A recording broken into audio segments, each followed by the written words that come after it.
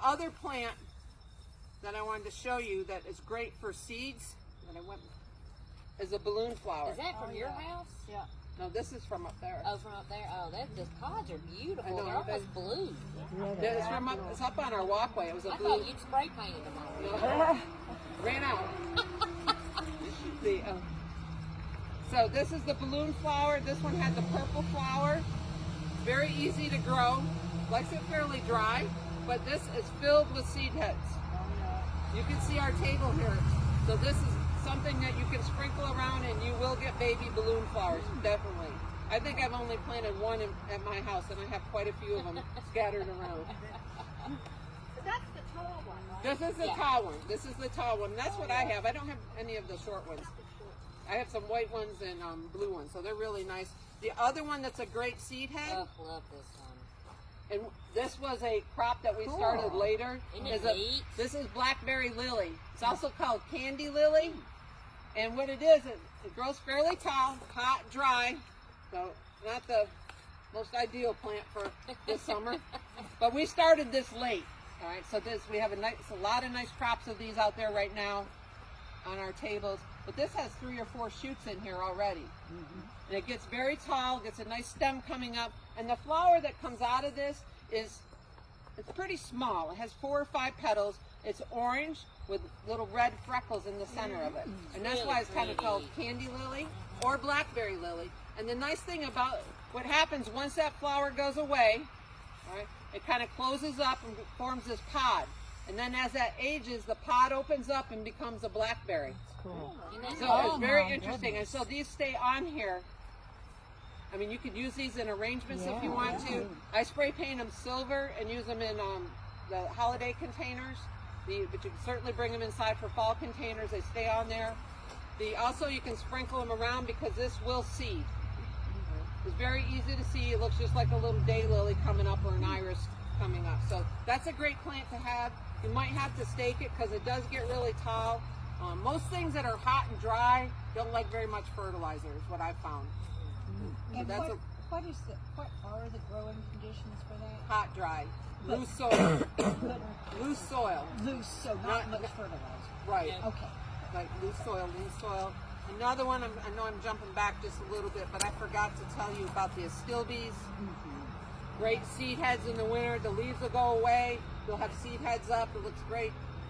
And you can cut these. These are they don't drop their seeds at all that much. Depends on when you harvest them. But this is another one that I spray paint a lot. But this is a great one. You can leave this seed head up in the winter if you want to. And then the iris, the Siberian irises, these will multiply. Just ask Kay. These will spread, and these have little seeds. They're gone now. But these have seed capsules in here. And what it is, it's a little tight capsule. And once that Siberian iris, which is usually purple or yellow early in the spring, very fine iris foliage. Once that's done blooming, you might want to cut the seed head off if you don't want any more irises because it will spread. But these, to me, have a really interesting, they're cool. Once they open up, I mean, if you're into doing little woodland arrangements or anything, these are kind of cool to use. What is that called again? That's a Siberian iris. So it's an iris. It might not be on the list. But a Siberian iris, and that likes a little more moisture. It blooms early in the spring, and it's very clumpy. Likes to be divided every couple years or so. It'll take a little bit of shade. You can take a sun to part sun. The next thing is, what to cut back as far as evergreens go? Nothing. I'll keep it nice and simple. Do not cut your evergreens. The only time you can the only time you can cut them is if you're doing an outdoor container or an arrangement inside for the holidays and you want to use a little bit of greenery. You can go ahead and selectively prune a little bit here and there, but don't take a big clump from the front of it. Kind of go off to the sides, and just so you know that someone's come in there and just taken a big hunk out of it. So you can selectively prune your evergreens once they have gone dormant, which is usually about mid-November. Once it's got to cool down. Right now, if it stays this warm, it might try to grow. So it's still a little bit too early to cut those. And I'm just saying selectively, and I would only do it if you're using it for containers or you have a wayward branch. A lot of times hollies will send up a shoot here and there. you can clip them after they go dormant, but don't do any major pruning.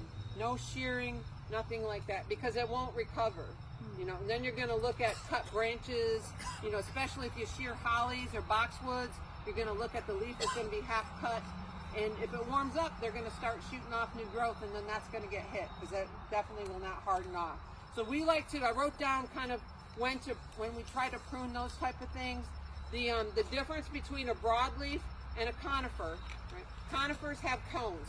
Broadleafs are like hollies, ligustrum, pierces, rhododendrons, mountain laurels,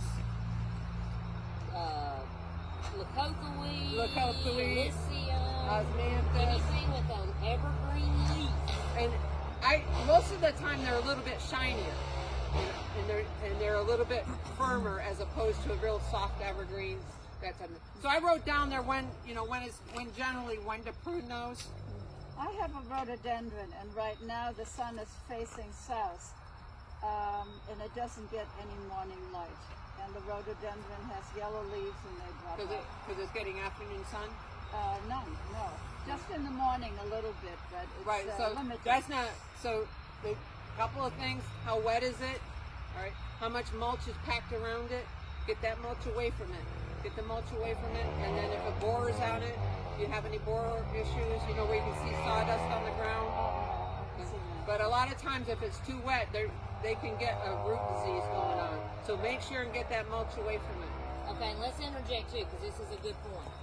Evergreens and conifers still drop leaves. They just don't do it all at once. And so we get this call about 5 times a day. My arborvitae's dropping needles. It's in the center, okay, and that is totally natural. It's sloughing off old needles.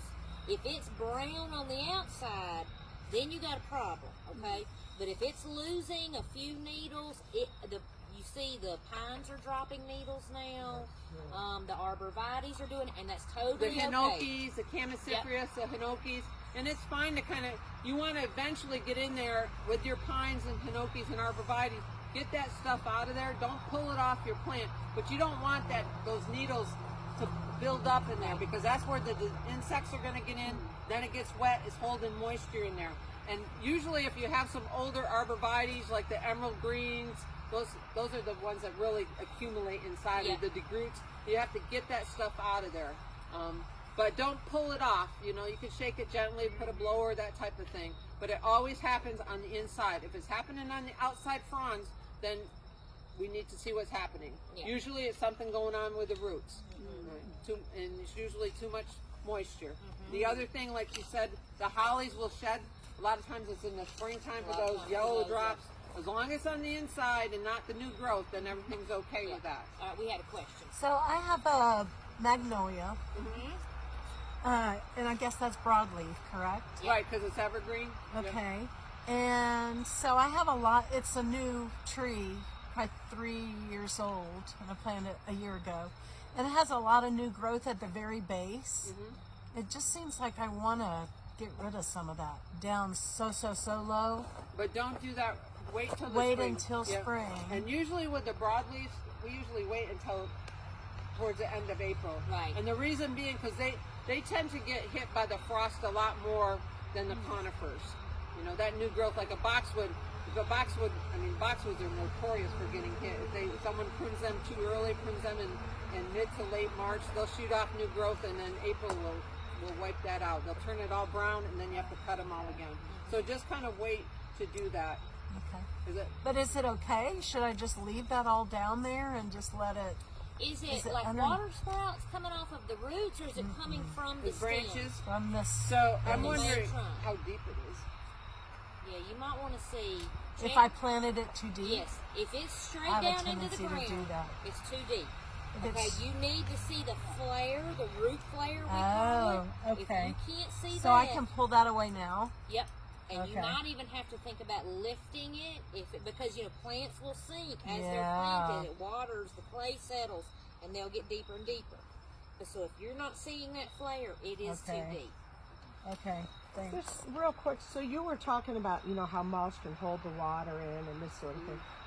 So along my driveway, it's pretty wooded, but I've got some azaleas, hostas, ferns, a variety of different things. And you know, all the pine needles and leaves, and I mean, it gets this thick. Is that protective, or should that be cleared out from the base of these? Well, The leaves around. yep. So personally, what I do is I clear it out of there. Yeah. Yep. I mean, I get it out of there because I know that the leaves are feeding insects and all That's what I kinds of was- other little things. Okay. But do I really want the insects around my azalea branches? What would you do? Right, so we're on the same camp here. So I clear stuff out and then I mulch it with my lawnmower. Yeah. Okay, because leaves will compact if Right. you don't cut them up, and so then they really They hold get too moisture. wet. If I pile them up, I run over them with my bagger, and then I spread that back out in a lighter form. And that's what I do. We mulch. I mean, I We're nuts. have a lot We're of out leaves. there. I have a- pile up leaves and then I mow over them. Yeah, and we have a mulcher, and my husband runs the mulcher. And then what I do is I kind of put them alongside of my driveway, and then I let them sit there a little bit. And then in the springtime, when and then when I pull them up, because the moisture's gotten them, has broken them down a little bit and stuff. Then I put them up in my garden beds, and you'll be surprised how many earthworms are in there. Oh, they love Oh. leaves. Yeah, so I mean, I just use my last batch because I have a lot of trees. I'm up in the woods, but my last batch I just picked up and used because I did some new plantings and I needed some stuff to hold down the dirt. So I just picked up my last batch of mulch from the springtime when I had to clean it up again a little bit. You know, I got some woods that I can blow up. Yeah, But I know about the insects and the animals and the snakes and all that kind of stuff. But I don't want the snakes in my yard. No. But so the leaves are good. Leaves are great mulch. Yes. It's a leaf mold. I mean, it feeds your plants. It Yeah. does a great job. But I just think that it holds too much moisture, and that's the same thing when you mulch. You need to, and it'd be a good time to do it before the winter comes in here. Is get the mulch away from any trunks. Get it away from touching your trunks of your trees. Pull that away because that's going to hold in moisture. It's going to make, and it's going to eventually, if you mulch every year and it doesn't break down because you put a lot of mulch on, it's going to eventually get higher and higher and higher. And then the plant is going to be deeper and deeper and deeper. All right. And then it suffocates because it can't get oxygen to the roots. So make sure the mulch is away from the trunk of your trees and any shrubs that you can get to. I mean, I know some of them are hard, but I personally, when I used to mulch, I didn't mulch under clefairs and hydrangeas and all that kind of stuff because it's just throwing mulch underneath and making it, come up and looks like it's planted too deeply and stuff. So just be wary of that. And if you don't have a bagger or a mulcher, rake your leaves up, put them in a pile somewhere. They will break down eventually, or put them in your compost. But yeah, I think the layers of flat leaves and all, it's too wet. Especially the summers that we've been having lately. Rainforest. Another tip I wanted to give you is if you have a sky pencil holly, or if you have like an arborvitae, like an emerald green, and even the Morgan arborvitaes. I had an issue with one of my customers, a house that I watched in the winter time. What happened this past season, we had, I think it was snow, ice, and the last ice storm was brutal. We had a lot of customers that came in and needed new shrubbery because their plants went splat and never recovered. What happens to these, if it gets a lot of snow, they kind of go like this, all right? Or if the ice gets heavy on them. Well, if there's snow and you can get outside, you can always brush it off if it's a fluffy snow, which I tend to do. But the ice, you can't do that. And if it's a heavy ice storm, it does ruin a lot of things. And things can recover. I mean, you could, let's say the ice got it and it was like this. Well, in the springtime, I could go and cut this back and it would come back out. It might take it a while, but it would come back out. But what I like to do is you can take a piece of twine or stockings. I use pantyhose. Not that I ever Where wore do pantyhose. those? I got a bunch donated one time, and that's what I used them Or for. the last time you robbed the bank, you probably used them. I know what you folks do down there in Pickens. All right, so what you want to do is you take some twine, all right, and just kind of loosely wrap it around. And if it's a more mature plant, you won't see the twine. So it'll help cover it up, but it'll keep it together. But keep it loose. Don't cram it tight like this, just so air can still get in there. And that really helps, and you can do that towards the end of the fall, and then also let it, undo it maybe after the chances of an ice storm are over with. Yeah, like mid-April. Yeah, something like that. Yeah. But that helps a lot.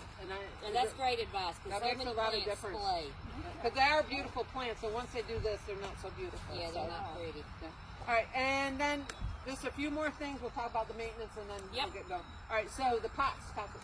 Yeah, so if you have your containers to winterize them, if you have Vietnamese pottery, it is weather resistant, frost resistant, and you'll know if you have Vietnamese, it's very heavy and it tends to be more expensive than some of the others. The main thing with your containers is you don't want them sitting directly on the ground, okay? So you need to lift them up with pot feet. You can use bricks. I use river rock. Because the inside of the drain hole is not glazed, so water can get into the terracotta inside through that drain hole.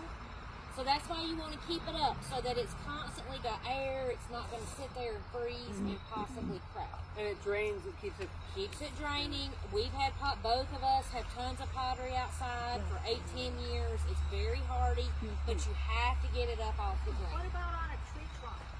Nope.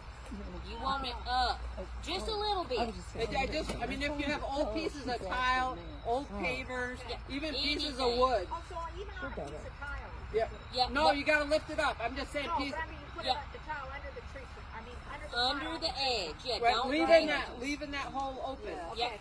The drain hole Yep. has to be open. It can't freeze to the. So even a piece of wood. If you got a couple pieces of wood, the shimmies and stuff, anything that gets that lifted up, so it's not freezing across. Yep. So make sure. Yes.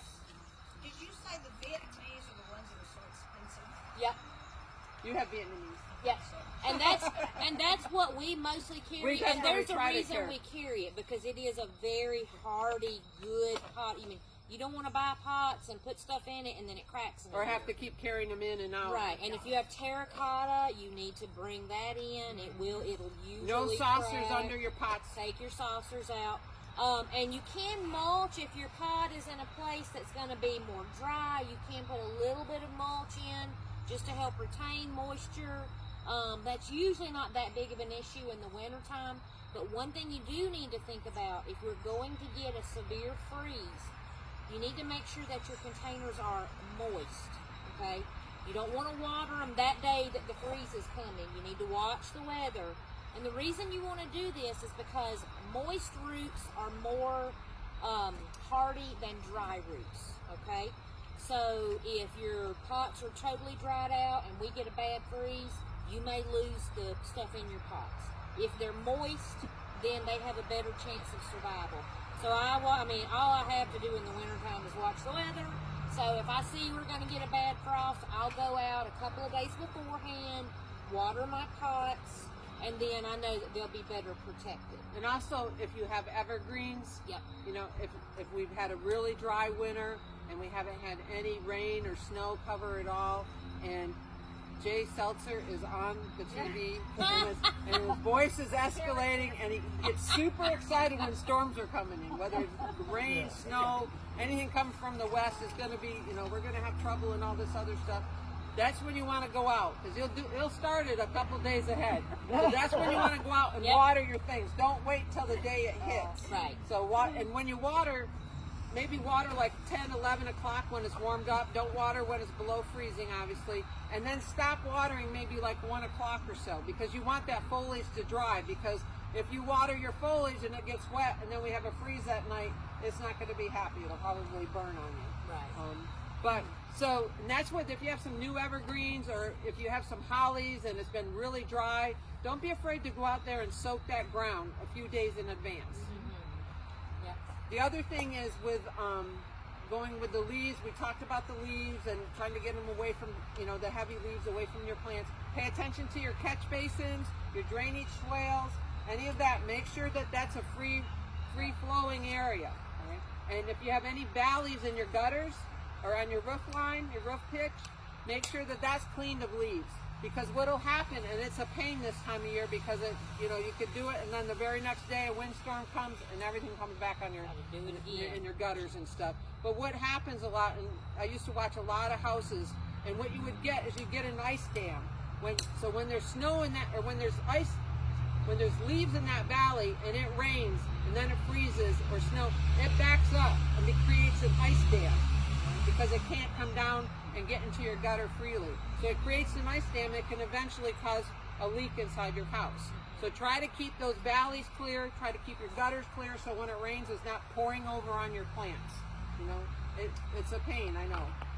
I have the same issues at my house. And walk your foundation. I mean, I had moles that one time popped a hole up right at the base of my foundation, and my gutter overflowed, and it flooded my basement because of the mole. So, you know, be observant. Look at your property. And Brenda and I talk about this all the time. Go out in the rain with an umbrella. I do that all the time. And see what's happening on your property. And That's see, your I mean, investment. if you see a little ditch running down your mulch, obviously something's overflowing. up, yeah. Something's Yeah. overflowing, seeing So where that water's be coming from. observant. The other thing is that when you're salting your sidewalks, if you salt your sidewalks or use the litter, I guess some people We use talked about littering, sand. sidewalks and your driveways, just remember if you got plants on that edge or where you're shoveling your snow, how you're doing it, if you have perennials, they're not going to be happy if it gets hit with all that salt that's going to eventually get into your soil. Right? And the same thing when you're shoveling. Don't shovel it right on top of your plants, obviously, but it's hard to know if you have the perennials there. Just kind of remember, so when you're going to plant, kind of pay attention to that. I always try to get people, maybe think about planting annuals in that area, because then you don't have to worry about it and you can refresh the soil in the springtime. You know, because when you put that salt and sand down, what happens then eventually you're going to blow it, or the water's going to push it somewhere, and it usually pushes it into your soil. So just pay attention to that, because you know, there's probably 95% of the plants that we sell do not like a salt environment. It's not like not like the coast. Right. So that's another good thing. Make sure your hoses are unhooked, obviously. Yes, If you have any exactly. irrigation, make sure your irrigation's shut off and the water lines are blown out if that's what you get done. Yeah. All right. Bring in your mushrooms. If you brought mushrooms this year, bring those in for the winter. Statuary, unless it says for outdoor use, better safe Bird than baths, sorry. bird Empty your baths. bird baths, any ponds you may have or water feature, make sure you drain those unless it is a permanent outdoor fixture, because thawing and freezing water can Yeah. The create one thing, havoc. our mushrooms that we sold, the person that makes them and the company that makes them advertises them as frost resistant, frost proof. We did have some issues, and I can see why it would happen. Is not so much the head itself, but the stem's cracked. But if you think about it, if this ceramic is in a soil and it gets you know, so much fluctuation in the weather, freeze, thaw, and all this ice coating and staying on it.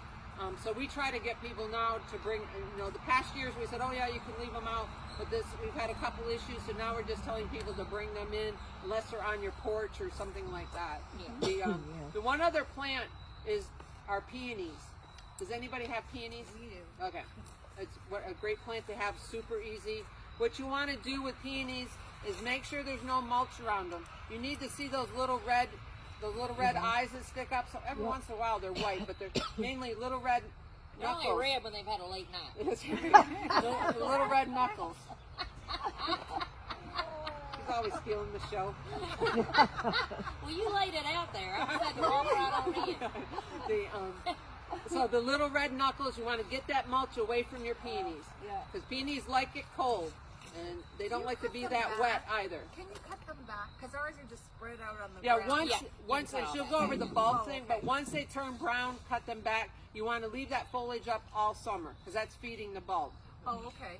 Okay. I had powdery mildew all over peonies this year. First time I've ever had that. I get brown, So dark I cut ones. them down Yeah, there. you get Yeah. the abortus stuff. And sometimes the buds themselves will start to open and then they'll die. Yes. Yeah. Yeah. That's because of all the wetness. Everybody got mold this year. Powdery mildew. So there's not a spray you recommend necessarily? No. Well, I would make sure and clean up all that dead debris and, and throw that away. Air circulation is I need to move important. her. I think I need to move her. So now's the time to move her. Yeah. Okay. Now's the time. If you're moving a peony, now's the time Yeah. to move it. And they don't You're gonna like fall. it, so you're going to have to talk sweet to them before you dig them up. They They get don't like she's getting being too moved. much water and too Yeah. much shade. Yeah. The other thing is whenever you're cutting your plants, especially if they have mildew or diseases or insects, you want to use alcohol wipes on them. Cut in between each cut or clean between each cut. It just helps because that stuff will spread. Anytime there's fungus around there on the leaves, pick those leaves up, put them in a garbage bin, and throw them away. All right, any other questions on perennials? Okay, about hydrangeas. Good point. I do have it on there about deciduous hydrangeas. It's too late. All right. She's talking about moving. You're talking Oh, about moving. moving them, right? Yeah. You can, which kind are they? Are they the sun ones or the shade ones? You can move them. Yeah. Yep, you can move them, that's fine. The shade ones you can move too. Anytime that they're starting to drop their leaves, they're going dormant. But as far as pruning your Use your hydrangeas, biotone when you move. yeah, Oh. read,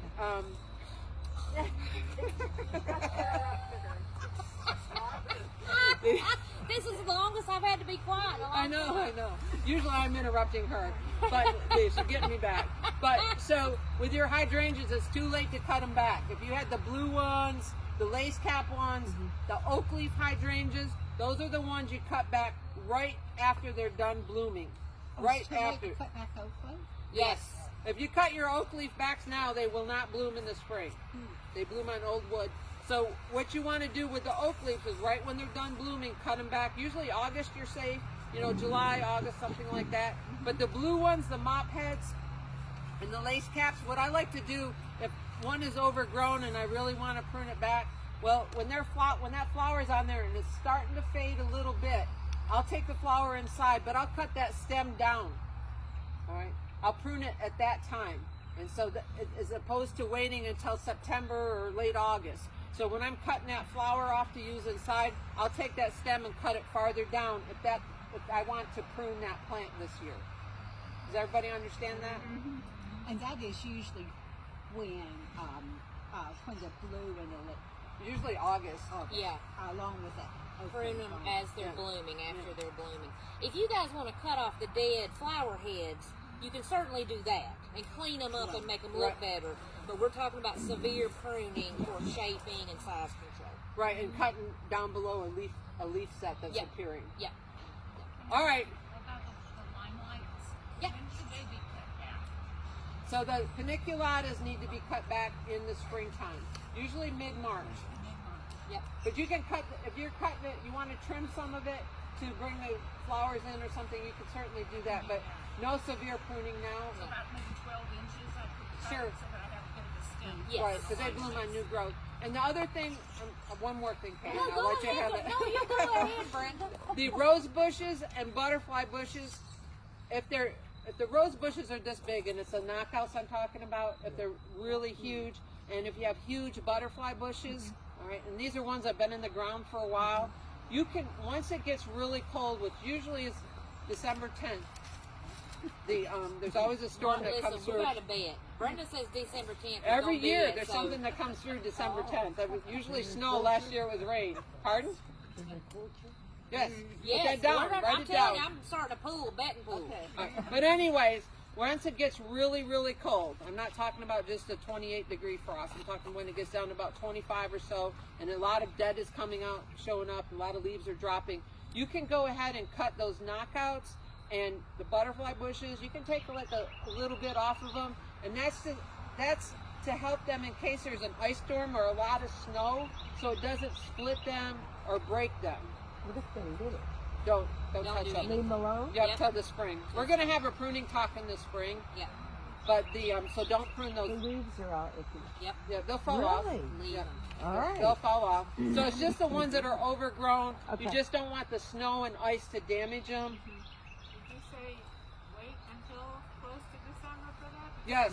Yeah, because it's not really. I mean, it still can get kind of warm. I mean, we Yeah. need to get like 25 or so. I'm worried that they're going to just, because it's Yeah. so cold. Right, once the snow and stuff comes, that happens sometimes and stuff. Yeah, so take some weight off of them, but don't do all the pruning. Don't do any until the major spring. pruning. Yep. Okay, I'm done. No, and listen, I'm going to go ahead and keep.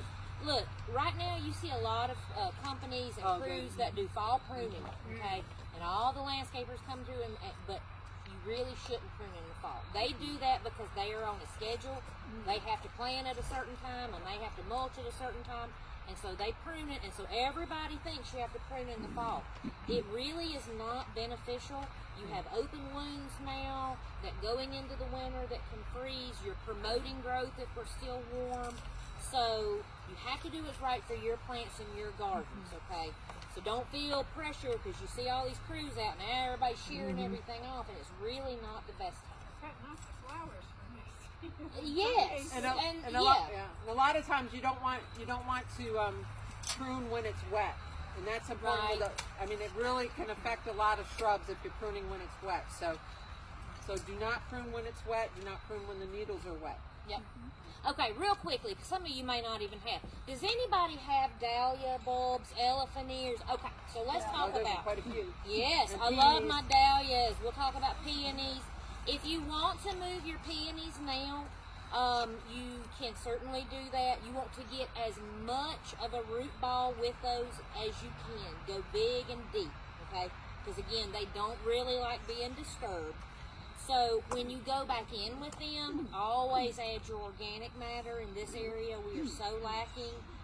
If you're worried about drainage, you can use gypsum, which is a mineral product, which will help open up some of our clay soils. And I would probably go back in with a biotone with your peony as opposed to a bulb tone, because you want to reset your roots, okay? And then again, when you cover it back up, make sure that you're not covering your eyes. You want them to be exposed, okay? So dahlias, now is about the time.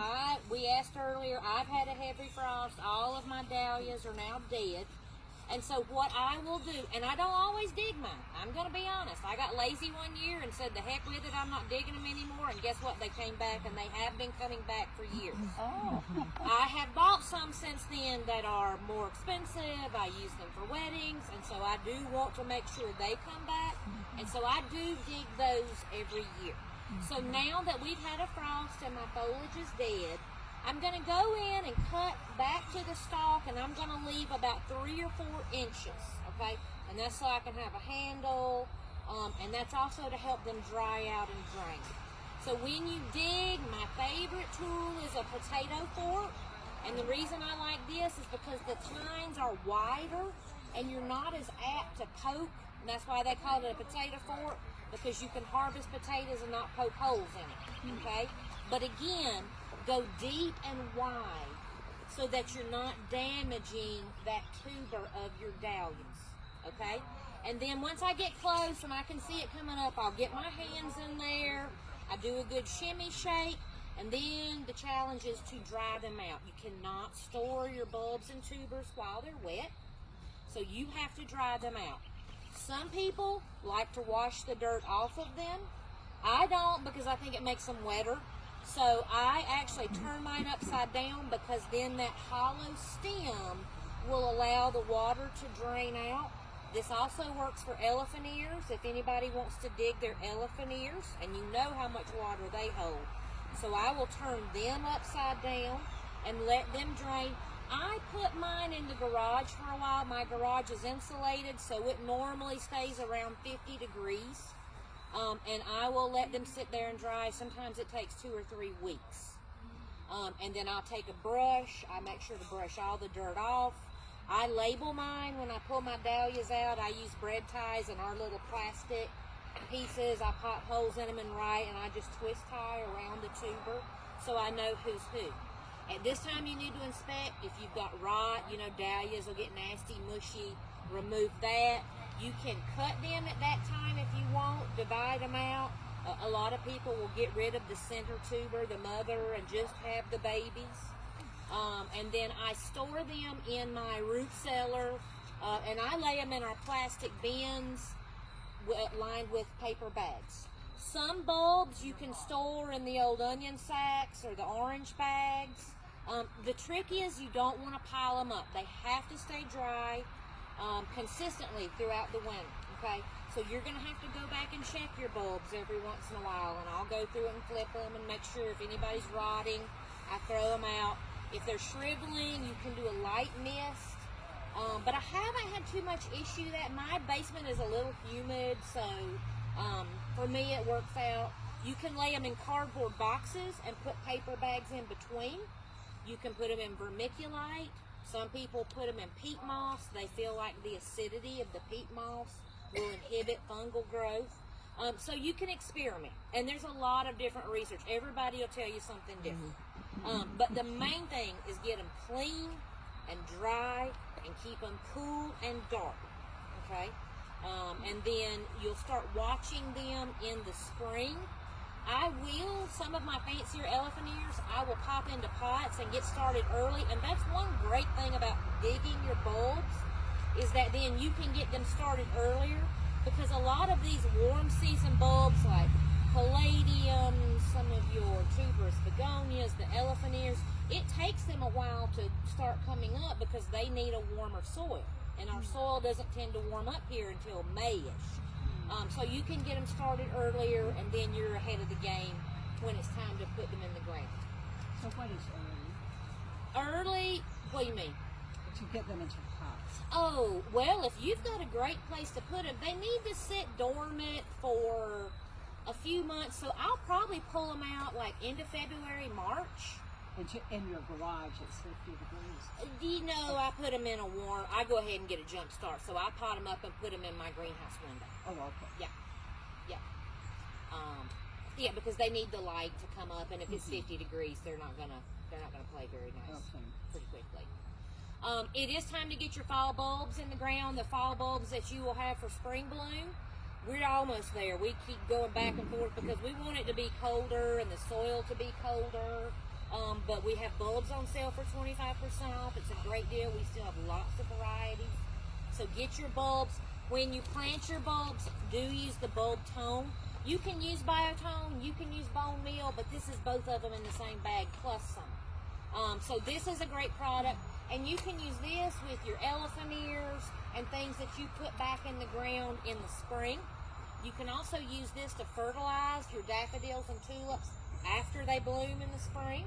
Okay, so definitely do your bulb tone. Cutting the leaves. Oh yes, and don't cut your leaves. So what happens, a bulb is a perfect package. Okay, look at this gorgeous thing. But this is it has everything it needs to produce foliage and vegetation and a flower. It does need some moisture, but it doesn't need a whole lot, okay?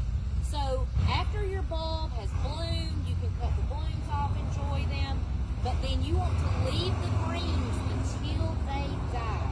Because as they die, it is replenishing that bulb with sugars again, okay? So if you go out there and cut all your foliage off, your bulbs will eventually wither away and they won't be as productive, okay? The two bulbs to be careful with here, tulips and crocus, because the squirrels love them. So you can either do a cage around them, you can do the soil perfector, which is a little tiny sharp gravel.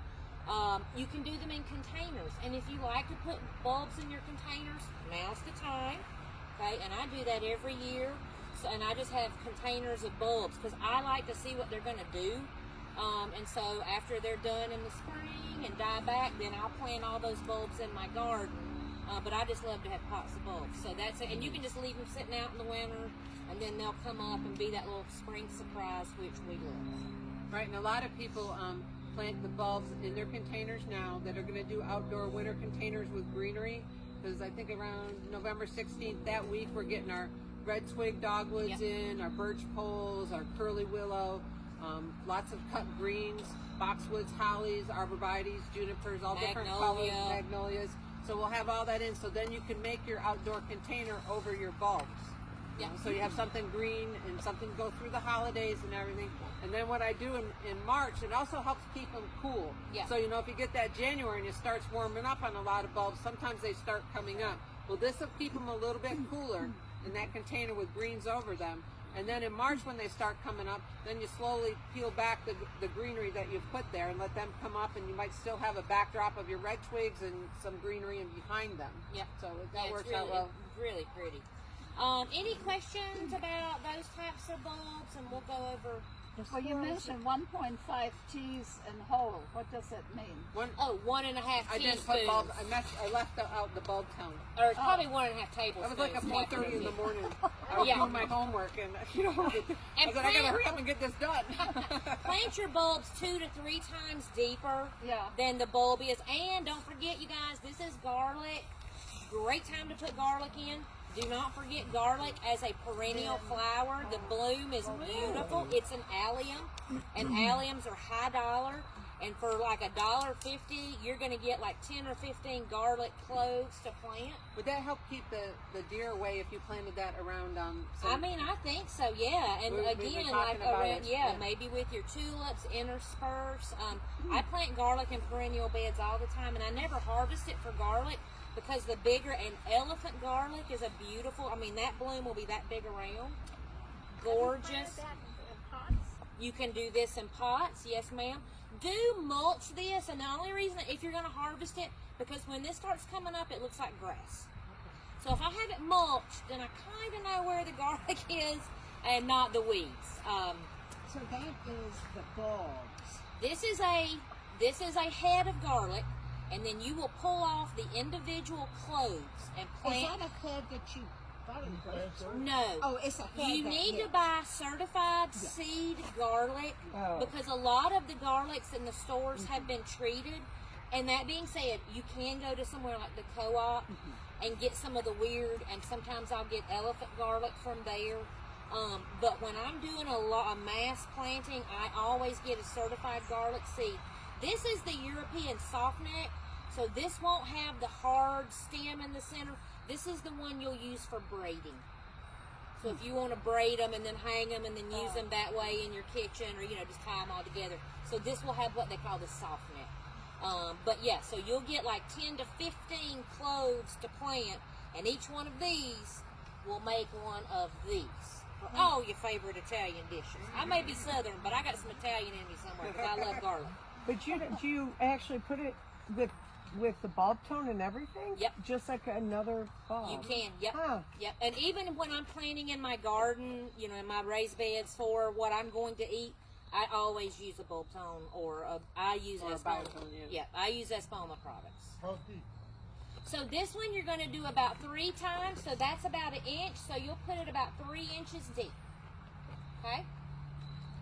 So yeah, don't forget, if you have never planted garlic, No, I please want try it. to. It's super fun. And And it the keeps fresh- the deer away. The deer don't Yeah, get they out don't and- eat it, and the voles won't eat it. And Bunnies. the fresh garlic, there's nothing like it. When you dig it, you'll let it cure. You can eat the greens off of it, so it's a great plant. When do you to have. usually harvest it? This you won't harvest until next June or July, so it takes a moment for this to produce. Okay. Hey, do you ever sprout it? Because I ordered some, and one group said to take that bulb and let it sit in water and it took about If almost you're- a week or so. Yeah, to and get that's some- to speed up germination. I don't really, because I plant it in the fall and I know it's going to sit in the ground all winter. I think if you were in a warmer climate where it's going to be not in the ground as long, you could pre-sprout it. Okay. But I don't necessarily want my greens coming up now because again, when they get cold, they're going to Yeah, get it frozen all back. It came won't up, kill yeah. the bulb or the clove, but I know it's going to sit in the Okay. ground for me. But you certainly can pre-sprout it. Okay, thanks. Could you have you ever done this in a deep pot and put on a porch?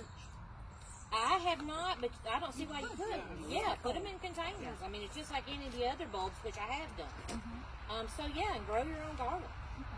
Yeah. Okay, real quick, because I know we're way past time. We did get our shipment of Amaryllis and Paperwhites. So these you might want to get now. They won't last long, probably. People love these.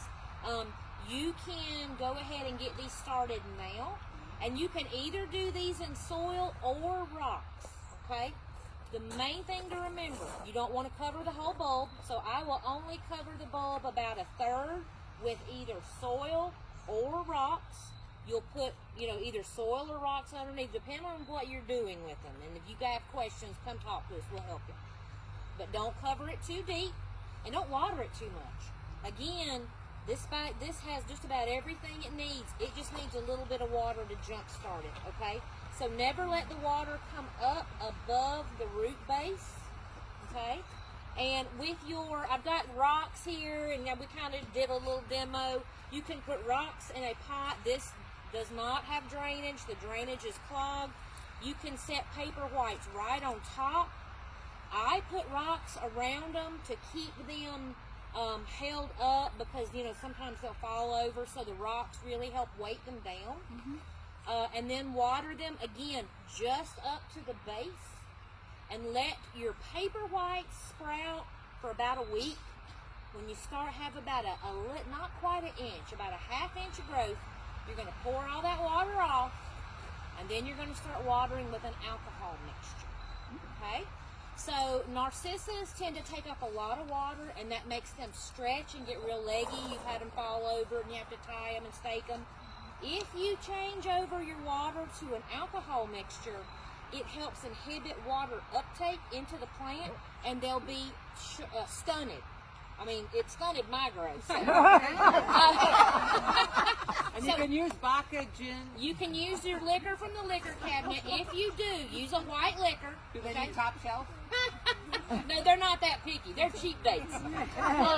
So, if you're going to use a clear liquor from your cabinet, you're going to do a 1-to-7 ratio. Okay? If you use 70% rubbing alcohol, you'll do a 1-to-10 ratio. And that will be all. You will never put water back in here again. You'll only use the alcohol mixture. But you should not be 7 to 1 to 7 for the liquor cabinet, and 1 to 10 for the medicine cabinet. Or, depends on what you call your liquor cabinet. But if it's rubbing alcohol 70%, you're going to use a 1 to 10 ratio. Okay? And again, don't water too much. You just want water That's at the the big very thing. base. Yeah. Just get But the that roots. will help keep them more florist quality. They look like they came from the, a greenhouse like they're supposed to, instead of splaying everywhere. Okay? If you do Amaryllis and you're interested in redoing your Amaryllis next year, come see me, because I know we're over time, but there is a way you can redo these, reuse them. I've been growing the same Amaryllis for 3 or 4 years now, so it's totally doable. But I'm going to buy one of these, because that's looks the like a biggest burner. Amaryllis I know. I've ever seen. They're And we do stunning. have the big ones here now, and we do have, next Thursday they should be coming in, and they're little kits. They're in this little plastic container that comes with a little bit of dirt, and the bulb is much smaller. The bigger the bulb, the more blooms you're going to get. Yep. So these are going I mean, you to put be that in a stunning. hurricane vase or something, Oh. and just put it in water with pebbles in the bottom, it would be beautiful. I And can't that wait. vase would help hold up the stems. So it will start coming up in a few weeks. The reason we wanted to get them early is so hopefully they will be blooming at Christmas. Okay. Right? And how long does it usually take? 6, 8 weeks? Yeah, it's like 6 to 8 weeks. So get them now and get them started, and then you'll probably have them for the holiday season. Yes, ma'am. No, you don't need to do anything with these guys. Okay, they're pre-prepped for you, and because it stinks. You don't want that in the house either. What's that? Bulb tone minimum. Oh, yeah. Yeah, it does smell in the house. Any other questions? Again, I know it's a lot of information, but come see us. You know me and Brenda are always here. Thank you so much for coming. Yes, We really thank you. appreciate it. Hold on. We got a raffle. Get your tickets out, y'all. All right. All right, close your eyes, Brenda. And we have a great job, Oh, we got a a prize, great prize for for y'all. this one. You know you're gonna need them glasses, girl. 7227. All right, this will Woo-hoo! you get to help us prepare for the flood that's coming. Pick up every single thing and put it out in the wind. No, seriously. You get to have your choice of a package of fall bulbs, or you get to have the pruners, the snips. All right. All right. Next one up. We're gonna do it again, girl. 7239. Woo-hoo! So you can have a package of fall bulbs, or you can have the little snips. All right. Yeah, These they're are, the best. those are great. We love these. I think I got it on wrong, but there you go. I can't see, but Thank you for letting us use your phone. Thanks for coming, you guys. You know it. and talk about cake.